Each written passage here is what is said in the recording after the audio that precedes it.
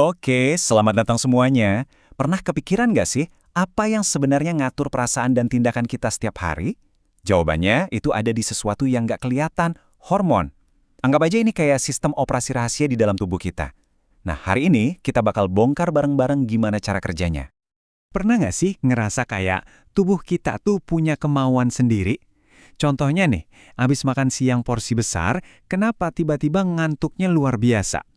Atau udah kenyang banget, tapi lihat kue coklat kok pengennya setengah mati. Nah, ini semua tuh bukan kebetulan loh.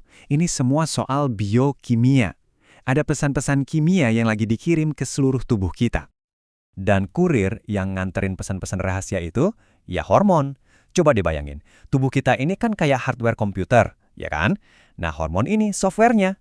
Mereka lah yang ngasih perintah ke sel-sel kita. Kamu lakuin ini ya, sekarang waktunya, lakuinnya secepat ini ya. Gitu. Terus, dari mana datangnya hormon-hormon ini? Nah, ini menarik banget. Tubuh kita tuh punya semacam pabrik hormon. Ada yang kita sebut bos-bos besar, ini kelenjar-kelenjar yang emang kerjaan utamanya ya bikin hormon. Contohnya kayak tiroid atau pankreas. Tapi ada juga nih yang punya pekerjaan sampingan. Maksudnya, organ-organ lain yang punya tugas utama beda, tapi ternyata mereka juga bisa produksi hormon penting. Contohnya, lambung kita yang ngatur rasa lapar, bahkan sel lemak pun ikut-ikutan. Oke, jadi pertanyaannya, gimana caranya pesan-pesan ini bisa nyampe ke tujuan yang tepat dan nggak salah alamat? Sistemnya tuh sebenarnya simple, tapi bener-bener jenius. Yuk kita bedah cara kerjanya. Coba bayangin gini deh, hormon itu kayak kunci yang dilepas ke aliran darah kita. Nah, kunci ini jalan-jalan ke seluruh tubuh, lewat otak, jari kaki, pokoknya kemana-mana. Tapi, dia nggak sembarangan buka pintu. Kunci ini cuma bakal berfungsi kalau nemu gembok yang pas. Gembok ini namanya reseptor yang ada di sel targetnya. Begitu kunci ketemu gembok yang cocok, klik, perintah langsung dijalankan.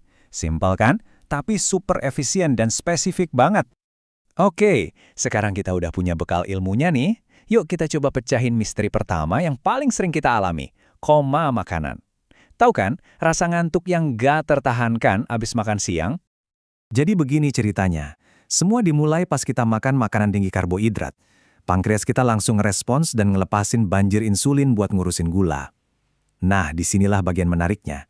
Insulin ini punya efek samping. Dia kayak bersih-bersih jalan di aliran darah. Akibatnya, ada satu asam amino namanya triptofan yang jadi gampang banget masuk ke otak.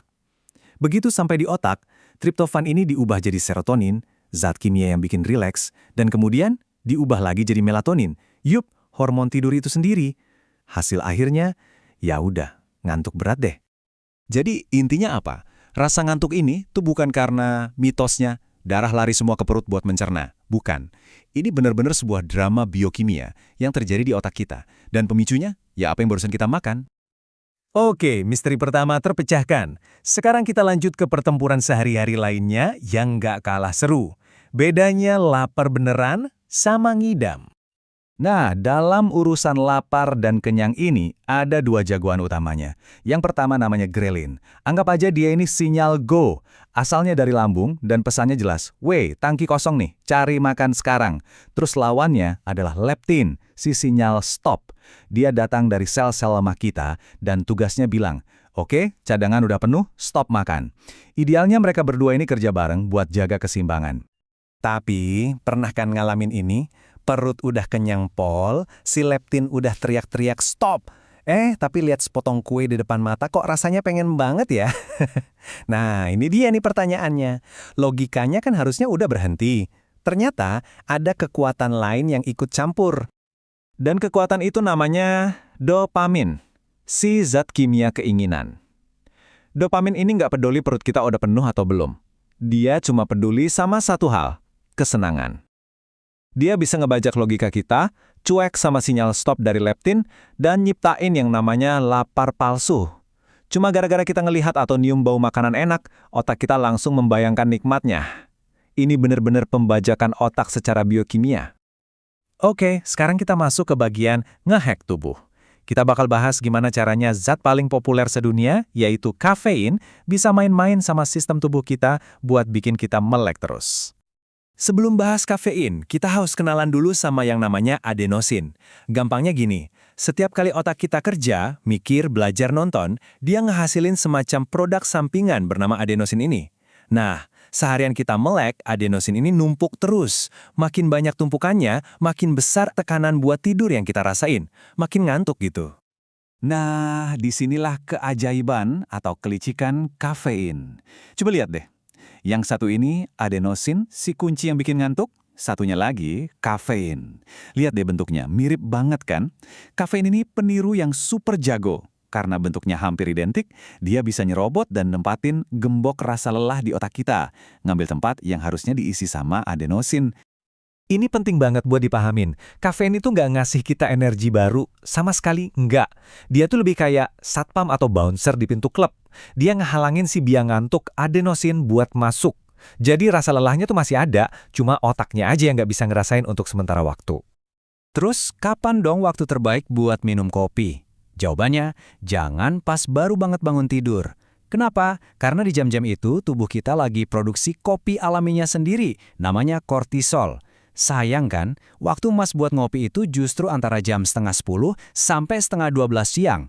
Pas kadar kortisol alami kita mulai turun, nah disitulah kafein bisa kerja paling efektif. Mau coba life hack level dewa? Namanya coffee nap atau tidur siang kopi. Caranya gini, minum kopi, espresso paling bagus, terus langsung tidur siang sekitar 20 menit. Selama kita tidur, otak kita kan ngebersihin adenosin secara alami tuh. Pas kita bangun, kafeinnya baru mulai bekerja, langsung nempetin reseptor-reseptor yang udah bersih. Hasilnya, double segernya, benar-benar riset total. Tapi, ada satu jebakan yang harus dihindarin. Jangan tambahin gula ke kopi. Kenapa? Ingat kan soal koma makanan tadi? Gula itu bakal memicu lonjakan insulin dan akhirnya bikin sugar crash. Efeknya jadi aneh. Kita ngerasa gelisah karena kafein, tapi badannya tetap lemes dan ngantuk karena gula. Jadi ini kayak sabotase diri sendiri. Mendingan minum kopi hitam aja. Oke, jadi ini dia rangkuman toolkit anti ngantuk kita. Ada banyak cara mulai dari yang simple kayak cipratin air dingin ke muka buat dapat suntikan adrenalin, sampai penggunaan kopi yang strategis. Intinya, kita punya banyak pilihan buat ngatur level energi kita sepanjang hari. Inti dari semua ini apa sih? Sebetulnya satu hal, tubuh kita itu nggak acak. Semua yang kita rasain, itu ada alasannya. Tubuh kita tuh lagi ngobrol sama kita lewat sinyal-sinyal kimia ini. Kalau kita bisa belajar bahasanya, kita nggak cuma jadi penumpang yang pasrah, tapi kita bisa jadi navigator yang ngendaliin arahnya. Nah, sekarang giliran Anda. Setelah kita bongkar semua aturan main sistem operasi tubuh ini, dari misteri koma makanan, perang lawan ngidam, sampai cara kerja kafein, kira-kira sinyal tubuh mana nih yang mau Anda hack duluan? Coba deh, dipikirin.